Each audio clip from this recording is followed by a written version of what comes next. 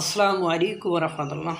নতুন দলকে প্রথমেই বাটে ফেলে দিলেন ইসি মানে ইলেকশন কমিশন। নতুন দলের ওরা কালকে রায়েরবাগ বৌদ্ধভূমিতে বা আমরা স্মৃতিসৌধে যে গিয়েছিল, সেখানে তারা বলেছে গণ অধিকার পরিষদ নির্বাচন হবে এবং মানে শেখ হাসিনার বিচার না হওয়ার আগ পর্যন্ত নির্বাচনের কথা মুখে নির্বাচন করতে দিবে না, মানে ওই যে মাস্টের ব্যবহার করেছে সেখানে।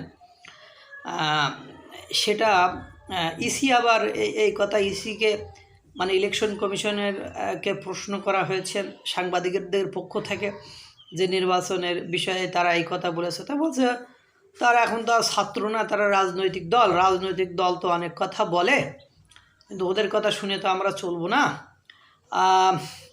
আমাদের প্রধান উপদেষ্টা সরকার প্রধান উনি বলেছেন ডিসেম্বরের মধ্যে, অর্থাৎ ডিসেম্বর অথবা জানুয়ারির মধ্যে নির্বাচন হবে।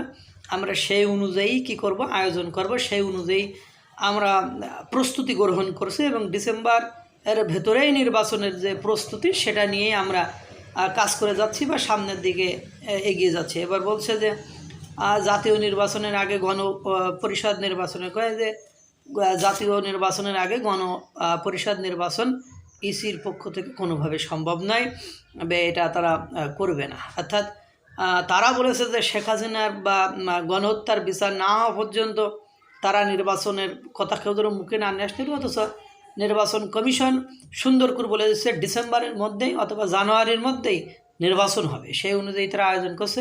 রাজনৈতিক দল কত লোক কত কিছু দাবি করে এটা তাদের দেখার বিষয় না, এটা তাদের মূল্যায়ন করারও বিষয় না। অর্থাৎ ইসি একেবারে নতুন রাজনৈতিক দলকে বোল্ড করে দিল, তাদের কথার কোনো গুরুত্ব নেই।